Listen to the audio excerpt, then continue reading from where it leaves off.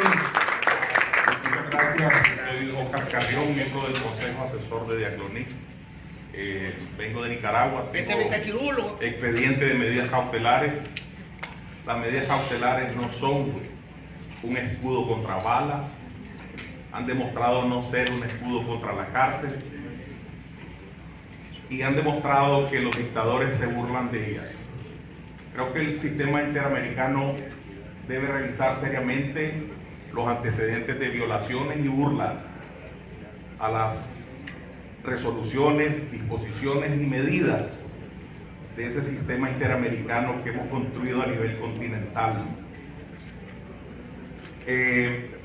También es importante señalar, por lo que han expuesto algunos hermanos aquí, que la Comisión Interamericana se pronunció hace algunos meses en el sentido de que hacía el llamado a los países de la comunidad continental para que flexibilizaran sus medidas y cualquier mecanismo que permitiera, por la crisis humanitaria, sociopolítica en Nicaragua, que permitiera atender en el marco de las posibilidades las solicitudes de nicaragüenses.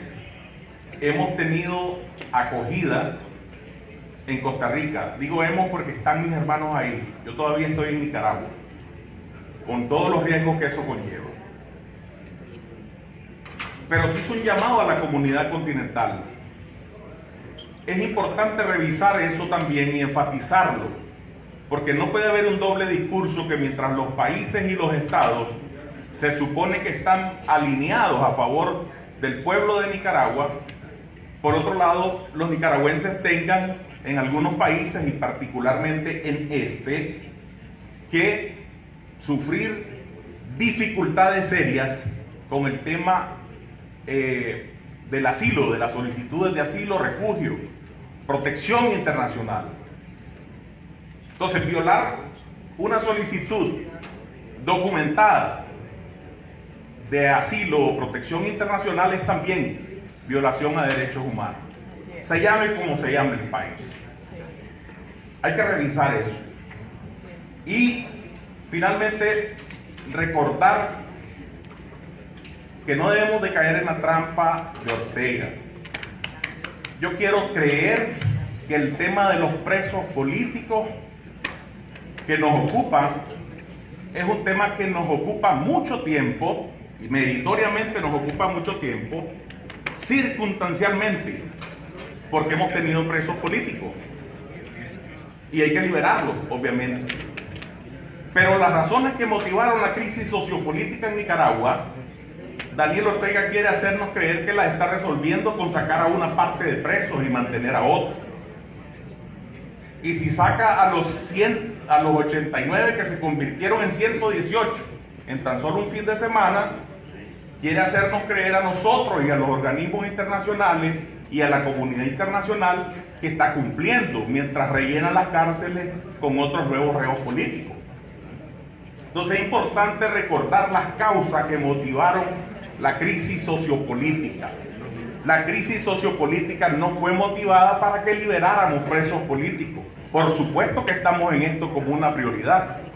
La crisis sociopolítica se generó por múltiples violaciones a derechos humanos que no eran objeto de la atención internacional, por supuesto, pero eso es lo que provocó la efervescencia popular.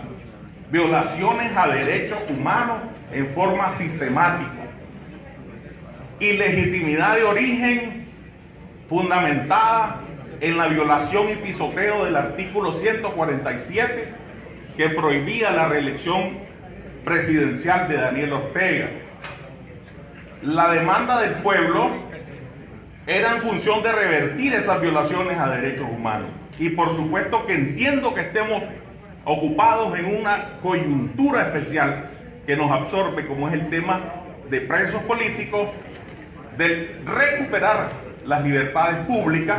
Es un tema coyuntural y circunstancial que nos ocupa y nos ocupa mucho tiempo, pero es un tema que no teníamos antes del 18 de abril, no estábamos hablando de presos políticos, no estábamos hablando de tratar de recuperar las libertades que teníamos, entre comillas. Ahora estamos ocupados en el tema de los presos, también estamos ocupados en tratar de restituir la aparentemente, entre comillas, libertad que teníamos en medio de ese mar de violaciones. Y también tenemos toda la secuela de los muertos, de los asesinados, de los desaparecidos, de los heridos y de todos los daños derivados de la crisis. No se puede olvidar y no podemos distraernos de eso. El pueblo tiene una demanda fundamental que exigía la salida y exige la salida del dictador por ilegitimidad de origen basada en la violación constitucional y por ilegitimidad de ejercicio que luego vino a coronar con las monstruosas violaciones a derechos humanos. No podemos distraernos de eso. Y tampoco podemos distraernos de eso cuando después de los presos y después de recuperar las libertades públicas tengamos que ver también el tema de justicia y reparación.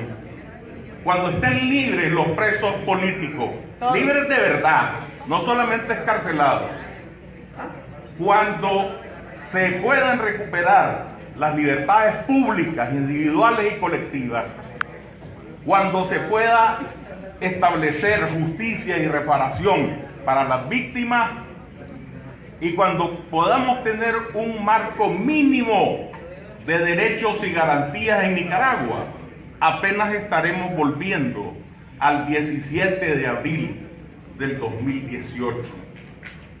Y no habremos resuelto el tema fundamental, que es la demanda de respeto a los derechos humanos y la demanda del pueblo de que ese señor debe salir porque no llegó legalmente.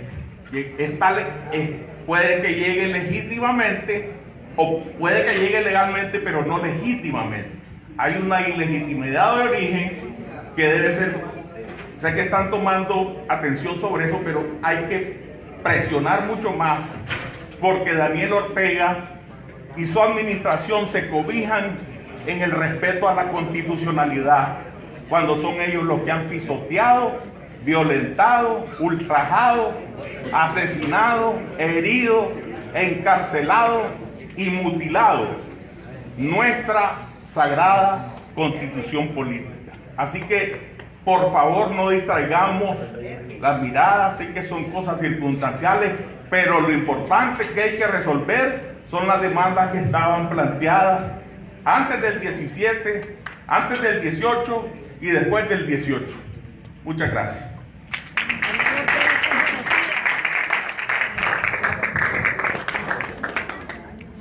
Bueno, nosotros necesitamos cerrar porque en una hora vamos a tener un momento más importante, en el cual esperamos tener la presencia de todos ustedes, ¿no? Que será el espacio público abierto a toda la sociedad, a la prensa, y obviamente ellos esperarán encontrar a todos ustedes acá para prestigiar la presentación pública del informe de la Comisión sobre la situación de Nicaragua. Así que ustedes saben que mañana también vamos a continuar con los testimonios, con la toma de testimonios individuales, especialmente de la diáspora, porque es muy importante facilitar que los colegas están preparando un informe específico sobre la situación de las personas nicaragüenses na diáspora. Esto es fundamental para recibir toda la